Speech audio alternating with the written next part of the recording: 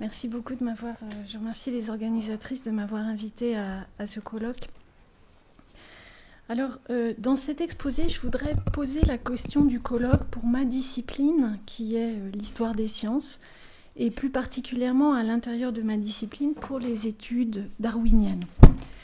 Alors, il y aura 3 parties dans mon exposé. Et pour commencer, je voudrais commencer par quelques remarques préliminaires sur la nature, l'impact et la périodisation du tournant animaliste en histoire des sciences, si tant est que cette expression de tournant animaliste soit justifiée. J'ai essayé de me demander s'il y avait eu un tournant animaliste dans ma discipline, quelle forme il avait pu prendre. Les remarques qui vont suivre n'ont pas de prétention à l'exhaustivité. J'ai cherché à décrire les différentes composantes de ce tournant, à identifier ce qu'on pourrait mettre sous ce mot de tournant animaliste, à partir de la période de l'histoire des sciences que je connais le mieux, c'est-à-dire le 19e, 20e siècle, et des domaines de l'histoire des sciences qui me sont les plus familiers, et en particulier autour de Darwin. Donc du coup, je m'excuse pour l'emphase un peu anglo-saxonne des références que je vais commenter. Si tournant animaliste il y a lieu en histoire des sciences, ce tournant, me semble-t-il, n'est pas récent. Dès les années 80 du XXe siècle, et parfois même un peu plus tôt, on assiste à un essor sans précédent des études relatives à l'animal et aux animaux en histoire des sciences, et un certain nombre de textes fondateurs apparaissent dans ce domaine. Alors il me semble que schématiquement, on peut regrouper ces travaux en 4 rubriques qui correspondent en partie et en partie seulement à une évolution historique. Donc, une première voie d'entrée dans la question animale pour les historiens des sciences, c'est évidemment assez naturel. Les historiens des sciences ont d'abord rencontré l'animal parce qu'ils étudiaient les disciplines scientifiques qui traitaient de l'animal. Donc l'histoire naturelle, la psychologie animale, l'éthologie. Je vous ai mis quelques exemples de travaux historiques de ce type ici. Alors ça, ce sont des ouvrages très classiques d'histoire des sciences qui sont centrés sur une tradition disciplinaire précise, ses filiations, ses ramifications. Et je dirais que dans ce type d'ouvrage, l'animal est à la fois partout et nulle part, parce que ces ouvrages s'intéressent certes aux pratiques de recherche sur l'animal, mais aussi à beaucoup d'autres choses, l'histoire des concepts propres à ces disciplines, l'histoire des théories biologiques présupposées par les disciplines concernées, l'histoire des débats méthodologiques de ces disciplines, l'histoire de leur institutionnalisation, et j'en passe. Et donc du coup, voilà, il est question bien sûr des animaux dans ce type de travaux, mais je dirais en même temps que la question de l'animal n'est pas centrale. Deuxième regroupement qu'on pourrait faire, c'est qui a été plus décisif, me semble-t-il, dans l'émergence d'un champ qui serait celui des études animales. Ce sont les travaux qui ont abordé les attitudes scientifiques par rapport à l'animal comme un observatoire, et souvent un observatoire parmi d'autres, de l'évolution des sensibilités vis-à-vis de l'animal ou vis-à-vis de la nature en général, ou plus généralement les études qui examinent la représentation des animaux dans les textes scientifiques, en les mettant en rapport avec un contexte historique plus large, par exemple qui examine les présupposés politiques des discours scientifiques sur les animaux. Alors je vous ai mis là quelques ouvrages considérés comme classiques dans cette lignée. Ce sont tous des ouvrages limitrophes entre histoire des sciences et histoire tout court, qui sont aussi des ouvrages qui sont souvent considérés comme fondateurs dans le champ des animal studies. Pourtant, ces travaux ne résultent pas au départ d'un questionnement interdisciplinaire, mais plutôt de questions propres à la discipline historique. Et ils s'inspirent notamment souvent de l'histoire féministe, comme le livre de Donna Haraway, ou de l'histoire politique ou culturelle, par exemple ici de la période victorienne. Alors, il me semble que quelles que puissent être les convictions personnelles de leurs auteurs, le but de ces travaux n'est pas de transmettre un discours militant sur la cause animale. Ils cherchent plutôt à ancrer fermement les représentations de l'animal étudiées dans un contexte historique, sociopolitique déterminé, et a montré comment les discours sur l'animal, bien loin de donner accès à une naturalité, et encore moins à cette époque à une subjectivité ou à une agentivité animale, sont en quelque sorte recouverts par des significations humaines propres à ce contexte. Les discours savants ou autres projettent finalement les conflits sociopolitiques de leur époque sur leur description des animaux. Ils révèlent les attitudes de la société considérée sur les questions de classe et de genre, sur les femmes, etc. Ainsi, Harriet Ridvo, par exemple, étudie-t-elle les animaux comme des métaphores des aspirations sociopolitiques des Victoriens, et Donna Haraway exhibe-t-elle les stéréotypes sexuels qui imprègnent la primatologie du XXe siècle. Troisième regroupement qu'on pourrait faire, ce sont une troisième intersection entre les études animales et l'histoire des sciences, est constituée par les travaux centrés plus spécifiquement sur l'utilisation que les sciences, pas seulement les sciences de l'animal, mais les sciences biologiques en général, font des animaux pour la recherche. Alors, c'est d'abord la question de la vivisection et de ses critiques qui a été explorée par les historiens des sciences, explorée très tôt, puisque un ouvrage vraiment fondateur dans ce domaine a été écrit dès 1975. Et je dirais qu'ici encore, ces études ne cherchent pas nécessairement à défendre une position de principe sur la vivisection, mais plutôt à contextualiser historiquement les débats sur la vivisection. La vivisection est finalement un objet qui permet d'étudier finement les relations entre sens et société, l'image publique des savants, l'essor de l'expertise scientifique, ou encore plus récemment, étudier les relations entre l'histoire des sciences, l'histoire des émotions et l'histoire de la persona savante ou de l'éthos des scientifiques. Et donc ici, le tournant animaliste en histoire des sciences croise un autre champ de studies, qui sont les emotion studies, qui s'est aussi beaucoup développé. Donc voilà, ça c'est un autre domaine, et un intérêt qui s'est manifesté plus récemment, toujours dans cette rubrique de l'utilisation des animaux par les sciences, c'est la question des organismes modèles, à laquelle se sont intéressés les historiens des sciences, qui ont mis en évidence le rôle de telle ou telle espèce animale pour définir ou résoudre un certain type de problème scientifique. D'où des études centrées sur l'utilisation de telle ou telle espèce animale en sciences et sur l'adéquation entre certaines problématiques de recherche et certains organismes. Et il y a eu notamment un numéro spécial donc, du Journal for the History of Biology en 1993 qui s'intitulait The Right Organism for the Job, et dont vous voyez ici deux articles qui posaient cette question, et la question connexe de la généralisabilité des résultats des recherches menées sur une espèce aux autres espèces. Donc je dirais que ici l'intérêt pour ce type de question, pour cette disons spécification de l'animal en différentes espèces dans son utilisation par les sciences, procède moins d'un animal turn que d'un practical turn dans les études des sciences, parce qu'il y a eu un souci très important des historiens des sciences des années 90 d'étudier la matérialité des sciences et des dispositifs expérimentaux, et donc un souci de caractériser finement ces organismes utilisés comme matériaux pour la recherche, et de caractériser la manière dont ils s'intégraient ou peut-être même interagissaient avec certains dispositifs de recherche. Voilà, dernière rubrique, plus récente, et qui me paraît beaucoup plus directement en phase avec les thèmes constitutifs des Animal Studies, sont les études qui s'intéressent à la question de savoir dans quelle mesure les animaux sont-ils des agents de l'histoire des sciences.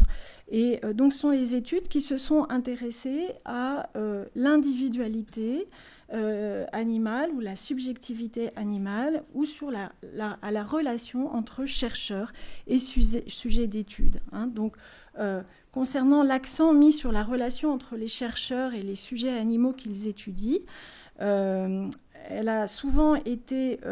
les études portent en particulier pour l'histoire des sciences psychologiques de l'animal au sens large, où les chercheurs ont souvent eu des relations prolongées avec les animaux qu'ils étudiaient.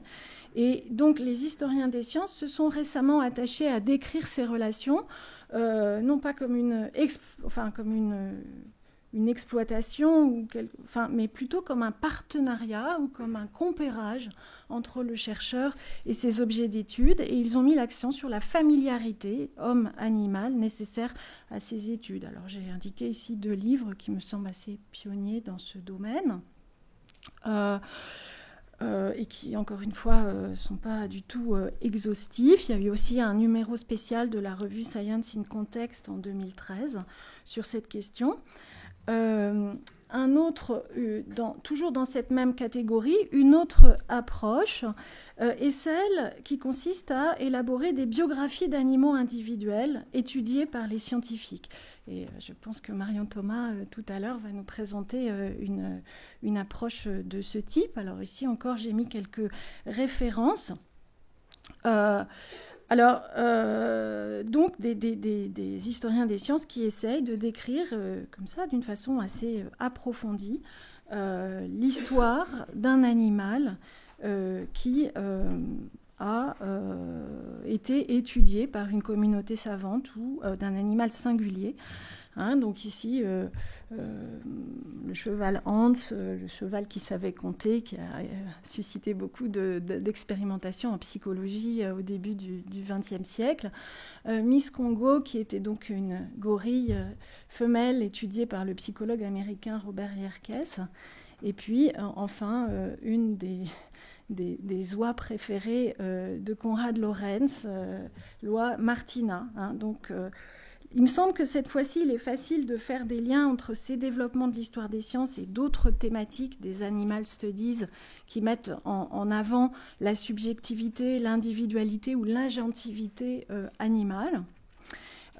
Néanmoins, là encore, le fait d'écrire des biographies animales s'inscrit aussi dans une tendance propre aux études historiques qu'on appelle l'history from below, ou l'histoire par en bas, à savoir la volonté de déplacer la focale en histoire vers les acteurs ordinaires ou subordonnés des processus historiques, acteurs souvent oubliés, et acteurs qui a amené, par exemple, un peu au même moment, qu'on commence à faire ça pour l'animal, ou même un petit peu avant, qui a amené, par exemple, les historiens de la psychiatrie, pour prendre un autre exemple dans l'histoire des sciences, à déplacer leur attention des écrits médicaux ou des attitudes des médecins vers plutôt les patients, et donc à élaborer des biographies de patients et à faire des biographies de patients un outil pour l'histoire des sciences. Voilà, alors juste pour conclure cette première partie, et je vais essayer d'être très brève, il me reste... donc ce que montre, il me semble, ce bref historique, c'est que, comme vous le disiez en introduction, avant d'être un champ d'études interdisciplinaire qui, effectivement, oblige peut-être les disciplines à se reconfigurer, les études animales ont d'abord été un champ émergent de disciplines particulières et de problématiques propres à ces disciplines, problématiques qui n'étaient pas... qui ne sont pas connectées entre elles, donc qui sont assez hétérogènes. Le tournant animal en histoire des sciences est finalement un processus qui se compose de plusieurs strates, elles-mêmes assez hétérogènes. L'idée que l'histoire des sciences, ou même l'histoire tout court, pourrait ou devrait faire une place à la subjectivité ou à l'agentivité animale, n'est finalement que le développement le plus récent d'un intérêt plus ancien pour l'animal. Et cette idée, finalement, elle contredit en partie d'autres développements que la discipline a consacrés à l'animal. Finalement, l'essor des études sur l'animal a émergé en fait à la croisée de perspectives très diverses: histoire des disciplines, histoire des concepts et des méthodes scientifiques, histoire sociale, histoire des femmes et du genre, histoire des sensibilités et des émotions, histoire matérielle des sciences, tournant pratique de l'histoire des sciences, histoire des relations entre sciences et public, histoire par en bas. Et tout ça, c'est presque autant de tournants de la discipline historique elle-même. Voilà, alors maintenant, brièvement, hein, je voudrais illustrer et préciser ce bref panorama par un exemple, celui du tournant animaliste des études darwiniennes. Évidemment, ce n'est pas n'importe quel exemple, hein. Darwin occupe un statut privilégié dans l'histoire que je viens d'esquisser. Beaucoup des protagonistes du tournant animaliste en histoire des sciences se sont intéressés de très près à Darwin pour des raisons assez évidentes. Et voilà, alors... dans ce qui suit, je vais m'intéresser... Pardon. Je montrerai après.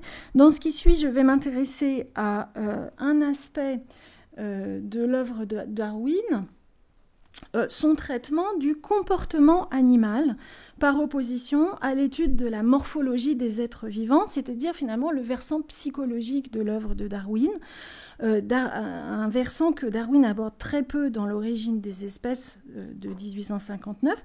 En revanche, il fait l'objet de deux ouvrages plus tardifs, hein, La descendance de l'homme de 1871 et L'expression des émotions chez l'homme et les animaux.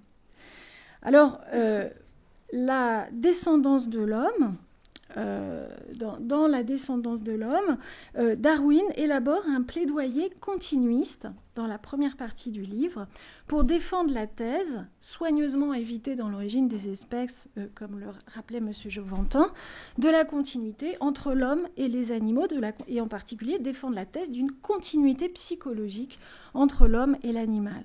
Aussi va-t-il longuement chercher à montrer que les animaux possèdent à quelques degrés, dans ce livre, que les animaux possèdent à quelques degrés toutes les facultés rationnelles et morales supposément propres à l'homme.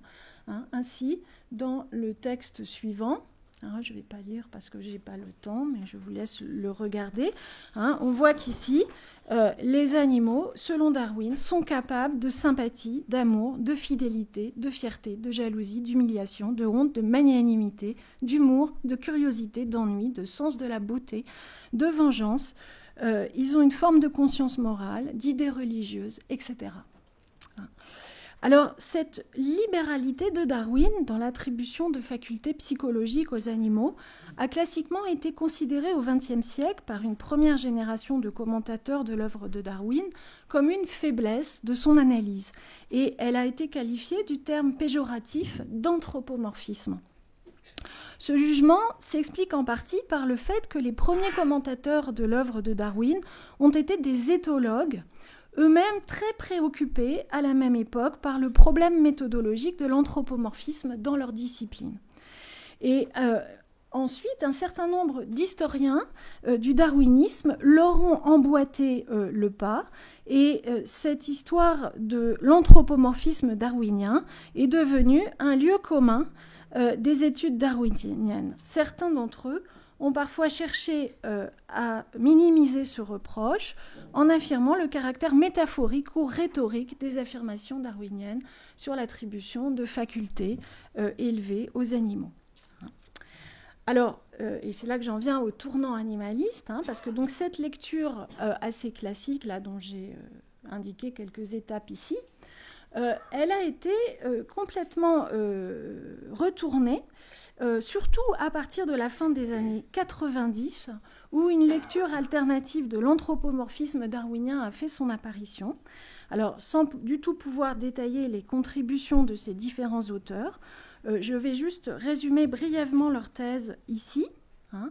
D'une part, alors déjà, Harriet Ridvo a inscrit Darwin dans le mouvement victorien de sympathie pour les animaux et dans le mouvement en faveur de la protection des animaux, hein, comme le rappelait tout à l'heure Pierre Jouventin.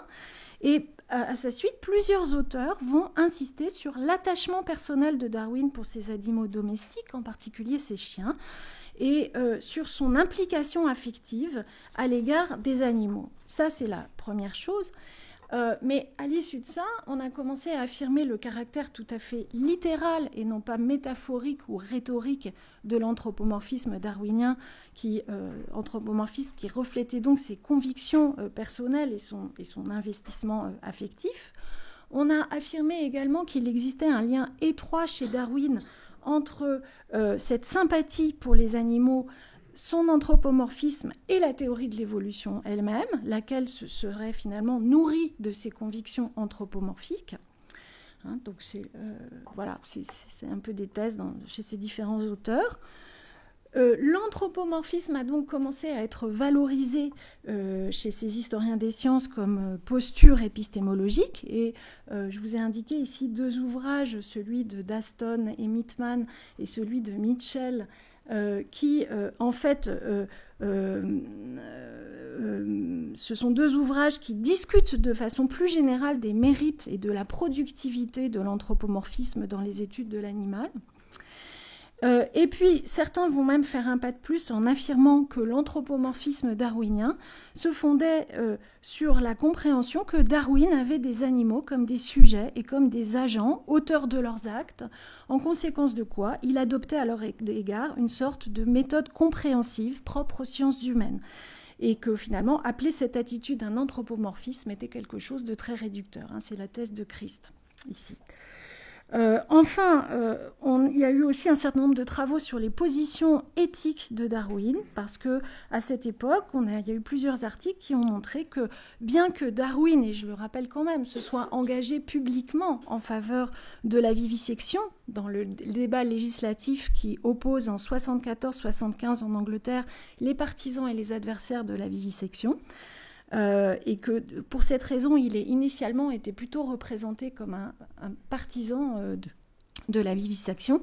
À ce moment-là, il y a plusieurs relectures qui apparaissent, qui tendent à montrer malgré tout son implication en faveur de la protection des animaux, y compris dans cet épisode historique.